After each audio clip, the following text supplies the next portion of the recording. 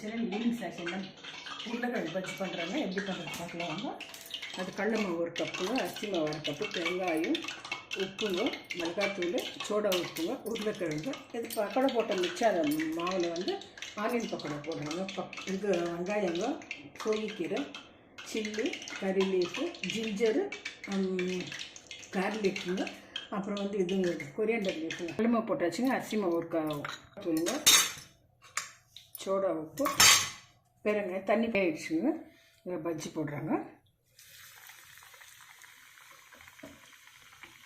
பசங்களுக்கு ஈவினிங்கில் செஞ்சு கொடுங்க. எண்ணெய் பக்கோடாக்கு மிச்சம் இருக்கிற மாவில் ரெடி பண்ணுறேங்க. எல்லாம் ஆயிடுச்சுங்க. இப்போ பக்கோடா போடுறோங்க. போட்டுக்கலாங்க. ஆனியன் பக்கோடா ஆயிடுச்சுங்க. பஜ்ஜி பக்கோடா பண்ணியிருக்கிறாங்க. சாப்பிட்டதுக்கப்புறம் ஃபில்டர் காஃபி வச்சுருக்குறாங்க. இது